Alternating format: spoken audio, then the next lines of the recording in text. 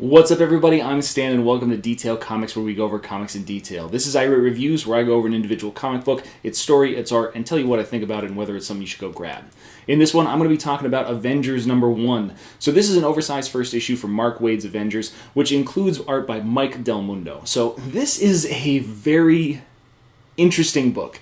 To start off with, we're going to go over the story a little bit, and it really opens up in a very action-intense scene. You know, they're taking on this frost wolf from the nether realms and all this kind of stuff, and we see this great interaction between, Sam Wilson, the Wasp, the Mighty Thor, Jane Foster Thor, as well as Hercules, who happens to be on the scene helping him out. And it's weird because he's got like this monocle-y thing, and he's got a gun, and it's not really Hercules that you'd expect, out bashing people with swords and shields and stuff like that. But it's very cool, and the overall style of this is very interesting. I'm really excited about the overall style of the art.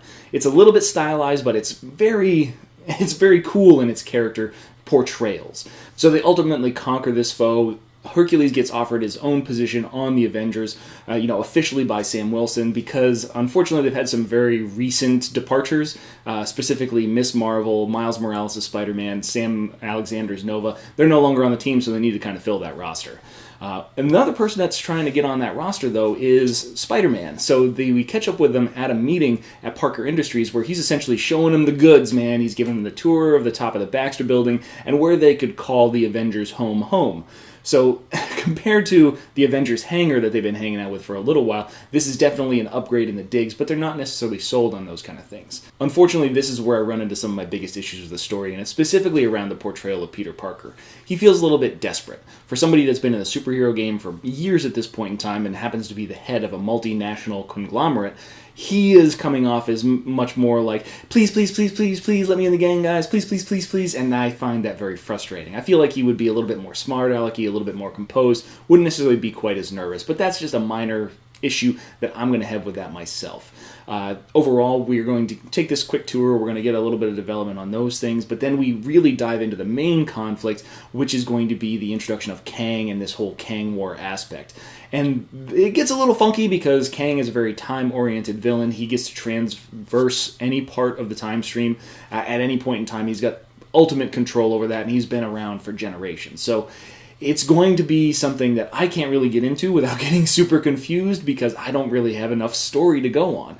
But as an introductory issue, I'd say that it's a pretty good one. It's not necessarily something that kind of grabbed me, and I hope that the change in portrayal of Peter Parker can really help out in that aspect, so I feel a little bit more of a fan of Spider-Man, because he's going to be my biggest link to this team. There is a kind of cool little spot where him and Thor are kind of giving a back and forth, and you do get a little bit of that Peter Parker kind of humor that goes along with it, but it's a little late, it's a little bit too little. I don't really feel that connection to it yet, but it's definitely something I got to stick with for the first arc. When we go back to the art, though, the art from Mike Del Mundo it's pretty great. It's definitely got a very unique feel, and it's one of those things that you're going to have to kind of grow to enjoy. If it's not something that really strikes you at the beginning as being a very good-looking book, or you don't really like the artistic style, it's going to be hard for you to get into it. But for those of you that appreciate this kind of art, it's very easy to get into and really embrace this and how the story is going to be told going forward. So, in summary, I'd say that Avengers #1 is a pretty strong issue. It's definitely something that you're going to want to check out, so that way you can get an idea as to whether the Avengers is a book that you're going to want to stick with, and probably pick up issue 2, issue 3 as well. It's not something that I would consider a home run right out of the park, but, it's stretching it out to a double. So, this is something that, I recommend go taking a look at it, but it might not necessarily be for everybody. So those are my thoughts on Avengers #1 from Marvel Now 2.0, but I want to know what you guys thought too, so hit me up in the comments down below and we can start that conversation. As always, if you like what you see, hit that like button. Don't forget to subscribe right there to get more news, reviews, and commentary on comic books, comic book movies, comic book TV shows and games, and anything and everything inside the world of comics.